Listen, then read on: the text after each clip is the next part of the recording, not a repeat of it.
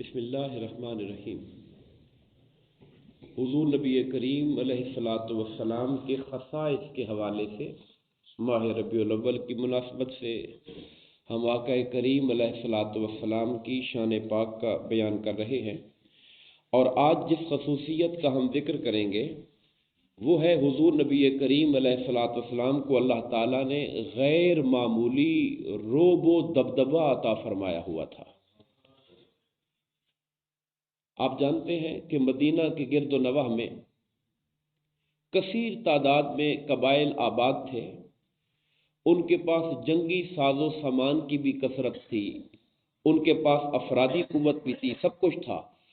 مگر اس کے باوجود وہ اپنے گھروں میں اپنے قبیلوں میں بیٹھ کر بھی ان کا دل کانپتا رہتا تھا سرکار دو عالم کے رعب کی وجہ سے جو اللہ نے ان کے دلوں کے اندر ڈالا ہوا تھا۔ حضرت جابر بن عبداللہ رضی اللہ تعالیٰ عنہ سے روایت ہے، صحیح بخاری کی حدیث نمبر 328 ہے۔ آپ فرماتے ہیں کہ رسول اللہ صلی اللہ علیہ وسلم نے ارشاد فرمایا، نصرت بالرعب مسیرۃ شہر، فرمایا اللہ پاک نے رعب کے ذریعے میری مدد کی ہے، یعنی رعب بھی ایک ہتھیار ہے جو اللہ نے مجھے عطا فرمایا ہوا ہے۔ مسیرۃ شہر، دشمن ایک ماہ کے فاصلے پر ہوتا ہے کہ اس کے دل میں میرا رعب طاری ہو جاتا ہے۔ اور احادیث پاک میں یہ آتا ہے کہ جب کوئی حضور نبی کریم علیہ الصلوۃ والسلام کو اچانک دیکھتا تھا تو اس پر رعب طاری ہو جاتا، اور جب وہ آقا کے قریب ہوتا تو سرکار کی رحمت و شفقت سے اس کا دل سرکار کے ساتھ کھنچنے لگ جایا کرتا تھا۔ ایک خاتون آئی جس نے سرکار دو عالم علیہ الصلوۃ والسلام کو دیکھا تو اس پر ایک کپ کپی طاری ہو گئی، سرکار کے رعب کی وجہ سے کپ کپی طاری ہو گئی، جو سرکار نے اس کو حوصلہ دیتے ہوئے فرمایا، اے خاتون تم گھبراؤ نہیں، پریشان نہ ہو، میں اس ماں کا بیٹا ہوں جو سکھایا ہوا گوشت پکایا کرتی تھی۔ آپ نے اس کو تسلی دینے کے لیے، دلجوئی کے لیے کہا کہ میں تو اس ماں کا بیٹا ہوں جو ماں گوشت کو سکھا لیا کرتی تھی اور پھر سکھا کے پکایا کرتی تھی، یعنی میں بھی تمہاری طرح اس معاشرے کا رہنے والا انسان ہوں اور اس گھر میں پیدا ہوا ہوں۔ تو اس کا مقصد یہ تھا کہ اس عورت کی دلجوئی کی جائے اور تسلی کی جائے۔ ایک شخص ایک سفر کے دوران، غورس اس کا نام تھا، سفر کے دوران سرکار دو عالم کھجوروں کے ایک جھنڈ کے درمیان میں آرام فرما رہے تھے، وہ چھپتا چھپاتا وہاں پر پہنچ گیا اور سرکار کی تلوار جو لٹکی ہوئی تھی اس کو اٹھا کر حضور پہ تان لیا اور کہنے لگا کہ میں یمنعک منی، آپ کو مجھ سے کون بچائے گا؟ سرکار نے فرمایا اللہ۔ جب سرکار نے یہ فرمایا اس پر ایسا رعب طاری ہوا کہ تلوار اس کے ہاتھ سے گر گئی۔ سرکار نے پھر تلوار کو اٹھا لیا، میں اب تو بتا تجھے کون بچائے گا؟ تو کہنے لگا آپ کریم الاخلاق انسان ہیں، آپ دشمن پر جب قابو پا لیں تو آپ اس سے بدلہ نہیں لیا کرتے ہیں۔ سرکار دو عالم نے اسے معاف کر دیا اور بعد ازاں اس نے اسلام کو قبول کر لیا۔ اور یہاں تک کہ آپ جانتے اس زمانے کی جو سپر پاورز تھیں ان میں ایک ایران تھا جس کا بادشاہ کسریٰ کہلاتا تھا، اور ایک اس میں روم تھا جس کا بادشاہ قیصر کہلاتا تھا۔ قیصر روم کے پاس حضور نبی کریم علیہ الصلوۃ والسلام نے خط لکھا اسلام قبول کرنے کے لیے، اپنے زمانے کی پاور تھی، اسے خط گیا سرکار کا، اسلم تسلم، اسلام کو قبول کر لے سلامتی میں رہے گا۔ جب یہ خط اس کے پاس گیا تو اس پر ایک عجیب کیفیت طاری ہو گئی۔ اس نے کہا عرب کے لوگوں میں سے کوئی بندے اگر آئے ہو تو بلا کے لاؤ اور ڈھونڈو، کوشش کرو کہ اس پیغمبر جن کا خط آیا ہے ان کا کوئی رشتہ دار مل جائے، قریبی قبیلے قوم کا مل جائے تو ان کو لے کر آؤ۔ یہ بخاری شریف کی حدیث ہے اور اس کو روایت کیا ہے حضرت ابو سفیان رضی اللہ تعالیٰ عنہ۔ وہ کہتے ہیں کہ بائی چانس میں وہاں پر موجود تھا، اپنے تجارتی سفر کے سلسلے میں وہاں گیا ہوا تھا، بادشاہ کے کارندے مجھے لے کر گئے اور مجھے لے جا کر انہوں نے بادشاہ سے ملاقات کروائی، تو بادشاہ نے مجھے آگے بٹھا دیا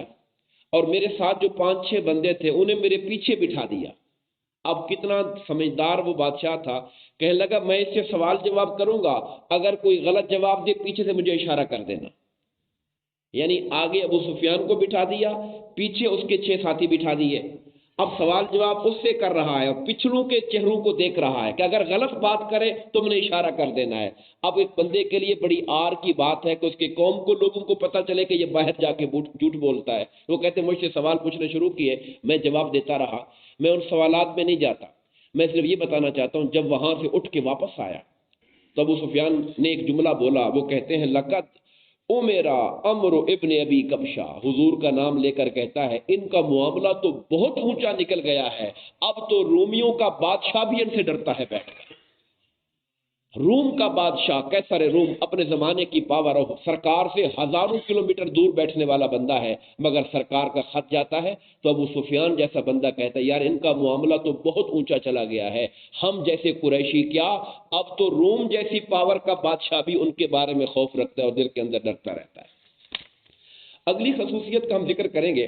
وہ یہ ہے کہ اللہ تعالیٰ نے حضور نبی کریم علیہ الصلوۃ والسلام اور آقا کی امت کے لیے مال غنیمت کو حلال فرما دیا ہے۔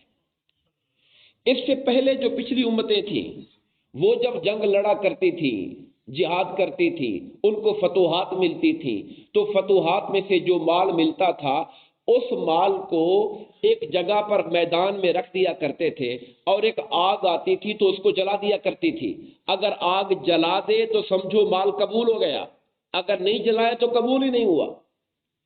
ایک حدیث پاک میں واقعہ آیا، غالباً حضرت یوشع بن نون کا زمانہ تھا، وہ لشکر کو لے کر گئے، جنگ لڑی، مال غنیمت آیا، رکھ دیا، آگ آئی لیکن آگ نے کھایا نہیں۔ تو حضرت یوشع بن نون نے کہا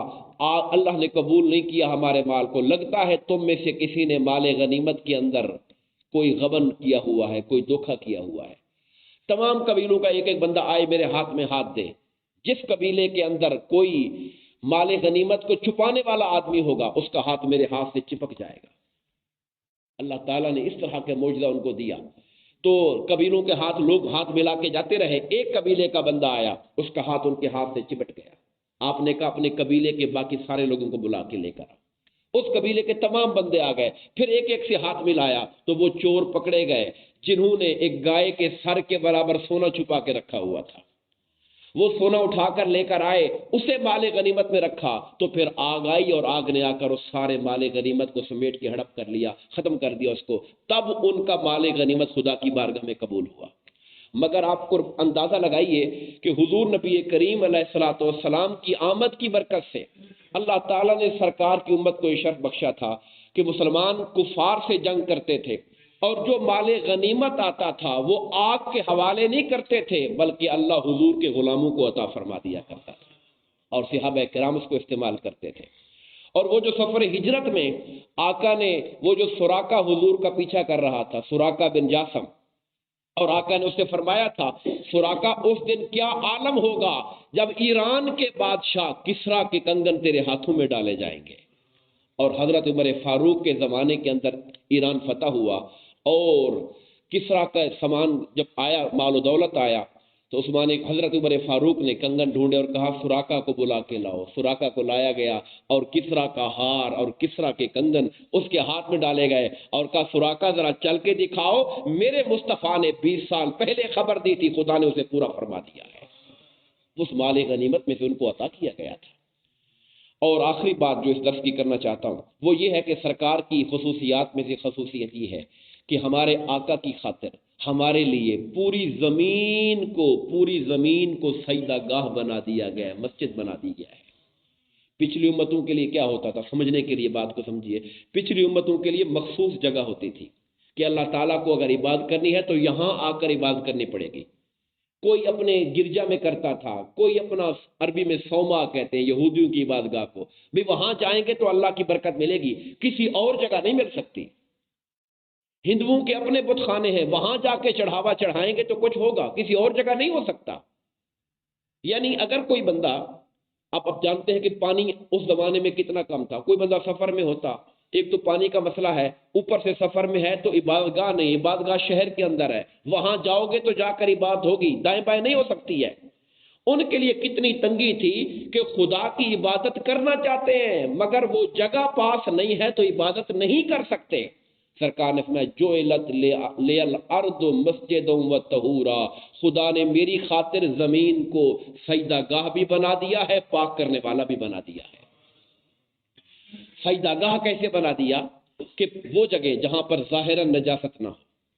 ظاہری طور پہ جگہ پاک ہو، ڈرائی ہو، خشک ہو، ہم ہر جگہ پر بھی خدا کی بارگاہ میں سجدہ ریز ہو جائیں، ہمارا اللہ ہماری بات کو قبول فرما لیا کرتا ہے۔ اور زمین کو پاک بنا دیا، کیسے پاک بنا دیا